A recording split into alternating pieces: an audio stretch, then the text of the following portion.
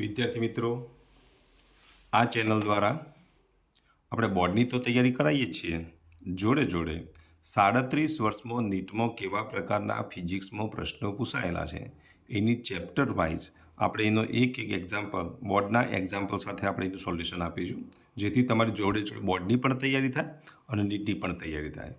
એક એક્ઝામ્પલ હશે નીટનો, તો બીજો એક એક્ઝામ્પલ આપણે રાખીશું જીનો. આમ એક બોર્ડનો દાખલો, એક નીટનો દાખલો, જોડે જોડે જો જીની તૈયારી કરવી હોય તો જી મેનના જે 23 વર્ષના જે પ્રશ્નપત્રો જે પ્રશ્નપત્રોમાં જે દાખલાઓ પૂછાયેલા છે એની ચર્ચા પણ આપણે જોડે જોડે કરીશું. તેમજ 47 વર્ષ જે જી એડવાન્સમાં જે પ્રશ્નો પૂછાયેલા છે એની પણ આપણે જોડે જોડે ચર્ચા કરીશું. તો જી મેન, જી એડવાન્સ અને નીટની એક જ ચેનલ દ્વારા તમે તૈયારી કરી શકો તે માટે આ ચેનલને તમારે શું કરી દેવાની, તો સબસ્ક્રાઈબ કરી દેવાની. અને જો તમને વિડીયો ગમે તો એ વિડીયોને તમારે શું કરવાનું, તમારા મિત્રો સુધી શેર કરવાનો છે. આજના વિડીયોમાં આપણે જે ચર્ચા કરવાની છે એ નીટના પ્રશ્નોમાં તેમજ બોર્ડના પ્રશ્નોમાં. તો ચેપ્ટર નંબર 5નો બોર્ડનો આપણે ત્રીજો દાખલો લઈશું, સ્વાધ્યાયનો ત્રીજો દાખલો તેમજ સ્વાધ્યાયનો ચોથો દાખલો. આ બંને જે બોર્ડના જે દાખલાઓ જે છે તેની ચર્ચા કરીશું. જોડે જોડે જી મેઇન 2020માં જે પ્રશ્ન પૂછાયેલો છે એ પ્રશ્નની પણ ચર્ચા કરીશું. તેમજ પીએમટી એટલે કે નીટમાં જે પ્રશ્ન પૂછાયેલો જે છે એ પીએમટીમાં પૂછાયેલા પ્રશ્ન 2009માં જે પ્રશ્ન પૂછાયેલો છે એની પણ આપણે ચર્ચા કરવાની છે. તો હવે આપણે શરૂ કરીશું બોર્ડના બે દાખલાઓ, જે સ્વાધ્યાયનો ત્રીજો અને ચોથો દાખલો છે એની પહેલાં આપણે વાત કરીશું. તો જો અહીંયા ધ્યાન આપો. ખૂબ નજીક વીંટાળેલા 800 આંટાવાળા અને 2.5 × 10⁻⁴ મીટર સ્ક્વેર આડછેદનું ક્ષેત્રફળ ધરાવતા સોલેનોઇડમાંથી 3 એમ્પિયર વિદ્યુત પ્રવાહ પસાર થાય છે. સોલેનોઇડ કઈ રીતે ગજ્જા ચુંબક તરીકે વર્તે છે તે સમજાવવાનું છે આપણે, તથા તેની મેગ્નેટિક મોમેન્ટ શોધવાની છે, એટલે ડાયપોલ મોમેન્ટ શોધવાની છે. કઈ રીતે વર્તે છે તો બરાબર છે, એ આપણે થિયોરિટિકલ ટોપિકલ છે, એને આપણે સમજીશું. પણ જોડે જોડે મેગ્નેટિક મોમેન્ટ શોધવાની છે. તો પહેલું કામ તમને એ હોવું જોઈએ કે મેગ્નેટિક મોમેન્ટનું સૂત્ર કયું આવે. તો ડાયપોલ મોમેન્ટ, ચુંબકીય ડાયપોલ મોમેન્ટ એટલે કે મેગ્નેટિક મોમેન્ટનું સૂત્ર કયું આવે, જો એ તમને ખબર પડી જાય તો આ દાખલો તમે સહેલાઈથી ગણી શકો. તો જો અહીંયા ધ્યાન આપો, પહેલાં તો માહિતીનું લિસ્ટ તમારે બનાવી દેવાનું. તો માહિતીનું આપણે જો લિસ્ટ બનાવીએ તો માહિતીમાં પહેલાં શું લખીશું, એ આંટાઓની સંખ્યા આપી દીધી છે. આંટાઓની સંખ્યા n બરાબર 800 આંટા. બીજી કઈ માહિતી આપી છે, આડછેદનું ક્ષેત્રફળ આપેલું છે. આડછેદનું ક્ષેત્રફળ એ બરાબર 2.5 × 10⁻⁴ મીટર સ્ક્વેર. બીજી કઈ માહિતી આપેલી છે, તેમાંથી વહેતો પ્રવાહ, તો વહેતો પ્રવાહ કેટલો છે, તો 3 એમ્પિયર વિદ્યુત પ્રવાહ પસાર થાય છે. તો વહેતો પ્રવાહ કેટલો છે, 3 એમ્પિયર જેટલો વિદ્યુત પ્રવાહ પસાર થાય છે. તો હવે એની ચુંબકીય ડાયપોલ મોમેન્ટ શોધવાનું છે અને ગજ્જા ચુંબક તરીકે કઈ રીતે વર્તે છે એની આપણે વાત કરવાની છે. તો ધારો કે આ ગૂંચળું છે, આ સોલેનોઇડ છે. સોલેનોઇડમાં જો તમે વિદ્યુત પ્રવાહ પસાર કરો, આ જે વિદ્યુત પ્રવાહની દિશા કઈ છે, તો વિષમગળી થાય. અહીંથી તમે અવલોકન કરો. જો વિષમગળીમાં જો વિદ્યુત પ્રવાહ પસાર થતો હોય તો જે તરફથી તમે દ્રષ્ટિ રેખા રાખો છો એ તરફનો છેડો કયો ધ્રુવ બનશે, એન ધ્રુવ બને. અને એની સામેનો છેડો કયો બનશે, એસ ધ્રુવ બને. તો જે રીતે ગજ્જા ચુંબકમાં એન ધ્રુવ અને એસ ધ્રુવ હોય છે, તેમ તમે સોલેનોઇડની અંદર પણ એન ધ્રુવ અને એસ ધ્રુવ નક્કી કરી શકો. તો અહીંથી આપણે જોઈએ છીએ અને તેમાંથી વિદ્યુત પ્રવાહ કઈ ગળીમાં જાય છે, વિષમ ગળીમાં જાય છે. જો વિષમ ગળીમાં પ્રવાહ વહેતો હોય તો આ કયો ધ્રુવ બનશે, એન ધ્રુવ બને. તો અહીંયા તમારે યાદ રાખવાનું, વિષમ ગળીમાં જો પ્રવાહ વહેતો હોય તો કયો ધ્રુવ બનશે, એન ધ્રુવ બને. અને એ જ રીતે ધારો કે સમગળીમાં પ્રવાહ વહેતો હોય, ધારો કે અહીંથી સમગળીમાં પ્રવાહ વહે, ફરી આપણે આકૃતિ દોરીએ. તો જો સમગળીમાં પ્રવાહ વહેતો હોય તો સમગળીમાં પ્રવાહ જો વહે તો અહીંયા આપણે કયો ધ્રુવ લઈશું, એસ ધ્રુવ. અને કયો ધ્રુવ બનાવીશું, એન ધ્રુવ. તો જો સમગળીમાં પ્રવાહ વહે તો આ કયો ધ્રુવ બનશે, તો જ્યાં તમે દ્રષ્ટિ રેખા રાખો છો એ તરફનો છેડો એસ ધ્રુવ અને સામેનો છેડો કયો બનશે, એન ધ્રુવ બનશે. તો એનો મતલબ એ થયો કે સોલેનોઇડ એ ગજ્જા ચુંબક તરીકે વર્તે તો પ્રવાહની દિશા પર આધાર રાખે છે. શેના પર આધાર રાખે છે? તો પ્રવાહની દિશા પર આધાર રાખે છે. તો સોલેનોઇડ કઈ રીતે ગજ્જા ચુંબક તરીકે વર્તે છે તે સમજાવો. તો કઈ રીતે વર્તે? તો વિદ્યુત પ્રવાહની દિશા પર આધાર રાખે છે. જો વિદ્યુત પ્રવાહ સોલેનોઇડમાં વિષમ ગડીમાં વહે તો તમારી તરફનો છેડો N ધ્રુવ બને, સામેનો ધ્રુવ S ધ્રુવ બને. અને સમગડીમાં વહે તો તમારી તરફનો છેડો S ધ્રુવ બને, સામેનો છેડો કયો બને? N ધ્રુવ બને. તો કઈ રીતે વર્તે છે તમને ખબર પડી ગઈ. હવે તેની મેગ્નેટિક મોમેન્ટ શોધો. ચલો, મેગ્નેટિક મોમેન્ટ શોધવા માટેનું સૂત્ર કયું આવશે? તો આટલી માહિતી આપી દીધી છે. તો આ 3 માહિતી જો આપેલી હોય તો તેના પર સોલેનોઇડની ચુંબકીય ડાયપોલ મોમેન્ટનું સૂત્ર કયું આવે? તો આપણને ખબર છે કે ડાયપોલ મોમેન્ટનું સૂત્ર M બરાબર શું લખીશું? NIA. Nની કિંમત મૂકો, Iની કિંમત મૂકો અને Aની કિંમત મૂકો. આ ત્રણની કિંમત મૂકીને એનું સાદુરૂપ આપો. તો N બરાબર કેટલા? તો 800. Iની કિંમત કેટલી? તો 3. Aની કિંમત કેટલી? તો 2.5 × 10⁻⁴. આનું તમે સાદુરૂપ આપો અને જે આવે તે જવાબ. તો ગુણાકાર કરો. ચલો, તો આ બધાનો જો ગુણાકાર કરીએ તો લગભગ કેટલું મૂલ્ય મળશે? 0.6 જૂલ પ્રતિ ટેસ્લા મળે. તો આમ સોલેનોઇડની ચુંબકીય ડાયપોલ મોમેન્ટનું મૂલ્ય કેટલું મળશે? 0.6 જૂલ પ્રતિ ટેસ્લા મળે.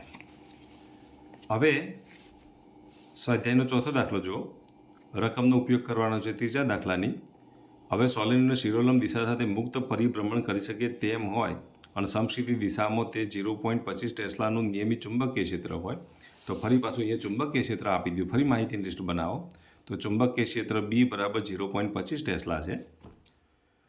એની ડાયપોલ મોમેન્ટ આપણે શોધી કાઢી. કેટલી મળી? M બરાબર 0.6 જૂલ પ્રતિ ટેસ્લા મળી. હવે ચુંબકીય ક્ષેત્ર સાથે 30° ખૂણે ગોઠવેલ હોય તો અહીંયા થીટા બરાબર કેટલા ગોઠવેલા હોય? 30° ખૂણો હોય. તો એ તેના ઉપર લાગતું ટોર્ક શોધો. તો અહીંયા તમારે સોલેનોઇડ ઉપર લાગતું ટોર્ક શોધવાનું છે. હવે આટલી જો માહિતી આપી તો ટોર્કનું સૂત્ર તમને ખબર હોવી જોઈએ. તો અગાઉના વિડીયોમાં આપણે વાત કરી ચૂક્યા છીએ કે ટોર્કનું મૂલ્ય કેટલું થાય? તો ટોર્ક બરાબર શું લખાય? MB sin θ લખાય. તો ટોર્ક બરાબર આપણે શું લખીશું? MB sin θ. આ સૂત્રનો ઉપયોગ કરી માહિતીનું આમાં મૂકો એટલે તમને ખ્યાલ આવી જશે કે ટોર્કનું મૂલ્ય કેટલું મળે. તો ટોર્ક બરાબર અહીંયા કિંમત મૂકો. M બરાબર 0.6. ટોર્ક બરાબર MB sin θ 0.6. બીની કિંમત કેટલી? 0.25. sin θની કિંમત કેટલી? તો sin θ બરાબર sin 30. 0.6 ગુણ્યા 0.25 ગુણ્યા 1/2. આ બધાને તમે સાદુરૂપ આપો, જે આવે તે જવાબ. તો લગભગ આનું મૂલ્ય કેટલું આવશે? તો 0.075 બરાબર 7.5 ગુણ્યા 10⁻². જૂલ આટલું ટોર્ક લાગે. જો કાર્ય શોધવાનું હોય તો એ સૂત્ર પણ તમને ખબર હોય છે. ટોર્ક W બરાબર શું લખાય? MB cos θ1 - cos θ2. તો આ સૂત્રો તમને ખબર હોવી જોઈએ. તો આમ સ્વાધ્યાયનો ત્રીજો દાખલો અને સ્વાધ્યાયનો ચોથો દાખલો તમને આવડવો જોઈએ. હવે એને અનુરૂપ હવે આપણે વાત કરીએ જીના દાખલાઓની. હવે જો 10⁻³ મીટર ઘન કદ ધરાવતો 1000 સાપેક્ષ પરમિબિલિટી ધરાવતા લોખંડનો સળિયો 10 આંટા પ્રતિ સેન્ટીમીટરવાળા સોલેનોઇડમાં કોર તરીકે મૂકેલો છે, જેમાંથી કેટલો પ્રવાહ પસાર થાય છે? 0.5 એમ્પિયરનો પ્રવાહ પસાર થાય છે. તો સળિયાનું ચુંબકીય ચાક માત્રા શોધો.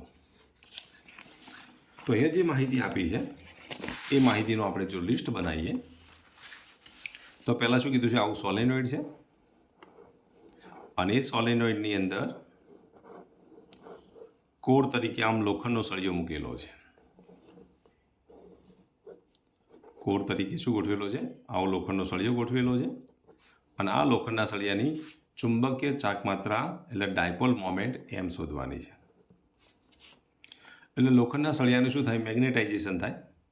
જ્યારે તમે સોલેનોઇડની અંદર વિદ્યુત પ્રવાહ પસાર કરો એટલે આની બધી ટોટલ ચુંબકીય ડાયપોલો કઈ રીતે ગોઠવાય? ક્ષેત્રને સમાંતર ગોઠવાય અને એ વખતે આની તમારે ટોટલ ચુંબકીય ડાયપોલ મોમેન્ટ શોધવાની થાય. આનું મેગ્નેટાઇઝેશન થાય અને એ ચુંબકીય ડાયપોલ મોમેન્ટનું સૂત્ર તમને ખબર હોવી જોઈએ.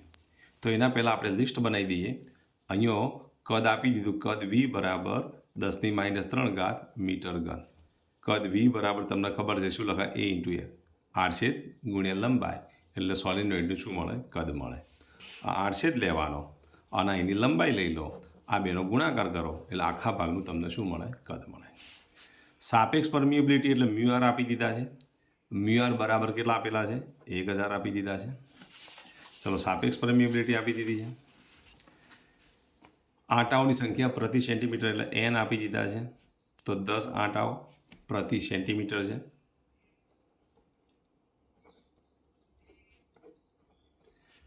અને તેમાંથી વહેતો પ્રવાહ આપી દીધો છે. પ્રવાહ આઈ બરાબર કેટલા આપેલા છે 0.5 એમ્પિયર આપેલ છે. તો ડાયપોલ મોમેન્ટ એમ શોધવાનું છે.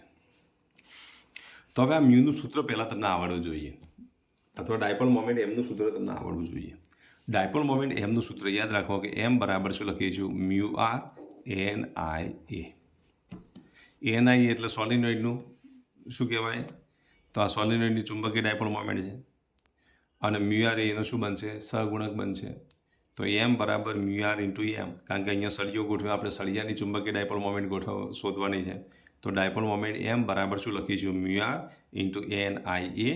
હવે જુઓ અહીંયા તેને આપો, હું મ્યુ આરની કિંમત તો આપણી પાસે છે જ. એનની કિંમત અહીંયા કેપિટલ એનની જગ્યાએ સ્મોલ એન આપેલ છે, તો આના બરાબર શું લખીશું એન અપોન એલ. બરાબર. પછી આઈ એટલે આંટાઓની સંખ્યા, અને આડછેદ એટલે અહીંયા આપણે લઈએ સ્મોલ એન લીધા, અહીંયા આઈ અને વીની જગ્યાએ આપણે શું લખી દઈએ, અથવા તો એની જગ્યાએ શું લખી દઈએ વી અપોન એલ.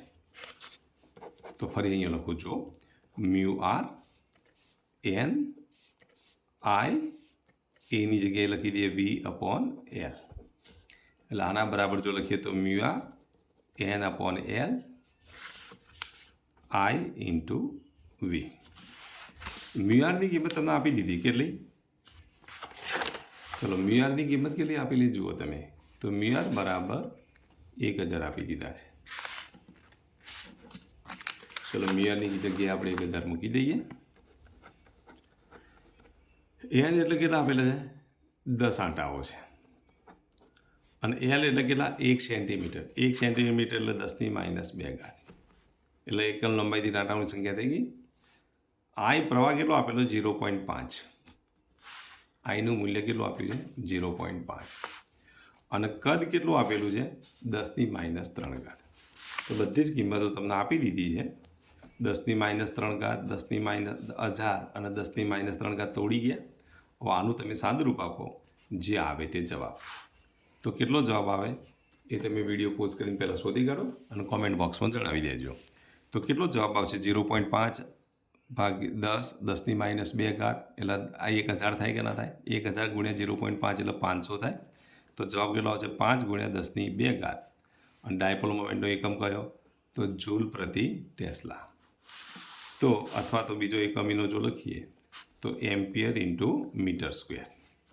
તો આમ સળિયામાં ઉદ્ભવતી જે ડાયપોલ મોમેન્ટ જે છે એ ચુંબકીય ડાયપોલ મોમેન્ટનું મૂલ્ય કેટલું આવશે, તો 5 ગુણ્યા 10⁻2 જૂલ પ્રતિ ટેસ્લા, અથવા તો 5 ગુણ્યા 10⁻2 એમ્પિયર ઇન્ટુ મીટર સ્ક્વેર આવે. તો એનો જવાબ કયો આવશે, બી જવાબ આવે. તો આ પ્રશ્ન જી મેન 2020માં પૂછાયેલો છે. તો આમ જોડે જોડે બોર્ડની તૈયારી સાથે સાથે જો તમારે જીની તૈયારી કરવી હોય, નીટની તૈયારી કરવી હોય તો મહેરબાની કરી આ ચેનલને સબસ્ક્રાઈબ કરજો, તથા આ ચેનલને તમે અથવા તો આની જે લિંક જે છે એ અન્ય વિદ્યાર્થીઓને શેર કરજો, જેથી એમને પણ ફાયદો થાય. હવે 2 ગુણ્યા 10⁴, હવે એના પછીનો જે નીટ 2009માં પૂછાયેલા પ્રશ્નની વાત કરીએ તો 2 ગુણ્યા 10⁴ જૂલ પ્રતિ ટેસ્લા. હવે જૂલ પ્રતિ ટેસ્લા એ ચુંબકીય ડાયપોલ મોમેન્ટનું એકમ છે, એટલે 4 એમનું મૂલ્ય આપી દીધું છે. એમ બરાબર કેટલા આપેલા છે 2 ગુણ્યા 10⁴ જૂલ પ્રતિ ટેસ્લા. હવે ગજ્જા ચુંબકને સમક્ષિતિ સમતલમાં ભ્રમણ કરી શકે તેમ લટકાવેલ છે. તે વિસ્તારમાં સમક્ષિતિ ચુંબકીય ક્ષેત્રની તીવ્રતા આપી દીધી છે. તો તીવ્રતા બી પણ આપી દીધી, કેટલી, તો 6 ગુણ્યા 10⁻4 ટેસ્લા. તો ચુંબકને ધીમે ધીમે ચુંબકીય ક્ષેત્રને સમાંતર દિશામાંથી 60 અંશના ખૂણે ભ્રમણ કરવામાં આવે. પહેલાં સમાંતર દિશામાં છે એટલે θ1 બરાબર 0 અંશ, પછી θ2 બરાબર કેટલા 60 અંશ. તો ભ્રમણ આપવા માટે કરવું પડતું કાર્ય શોધો, તો W શોધવાના છે. તો ડબલ્યુ શોધો. તો ડબલ્યુ તમને મળે કે ના મળે? તો ડબલ્યુનું સૂત્ર તમને ખબર હોવી જોઈએ. તો કાર્યનું સૂત્ર ખબર છે કે ડબલ્યુ બરાબર શું લખીશું? MB cos θ1 માઇનસ cos θ2 આપણું સૂત્ર છે. એમની કિંમત આપી દીધી છે, બીની કિંમત આપી દીધી છે, cos θ1ની કિંમત આપી, θ1ની કિંમત આપી દીધી છે અને θ2ની કિંમત આપી દીધી. cos θ1 એટલે cos 0ની કિંમત 1, cos θ2 એટલે cos 60ની કિંમત કેટલી? 1/2. એમની કિંમત 2 × 10⁴, બીની કિંમત 6 × 10⁻⁴. આ બધાનું તમે સાદુરૂપ આપો, જે આવે તે જવાબ. તો તમે જાતે પ્રયત્ન કરજો કેટલો જવાબ આવે છે અને એ જવાબ તમારા કોમેન્ટ બોક્સમાં લખવાનો. તો કેટલો જવાબ આવશે? 6 જૂલ જેટલો જવાબ આવે છે. તમે જાતે પ્રયત્ન કરજો. આમ આપણે જીના પણ 2 પ્રશ્નો સોલ્વ કરી દીધા, તેમજ બોર્ડના પણ 2 પ્રશ્નો સોલ્વ કરી દીધા. તો નેક્સ્ટ વિડીયોની અંદર આપણે બીજા 2 સ્વાધ્યાયના દાખલા લઈશું, સાથે સાથે જી અને નીટના પ્રશ્નોનું પણ સોલ્યુશન આપીશું. તો અહીંયા આપણે આ વિડીયો પૂર્ણ કરીએ છીએ. Thank you.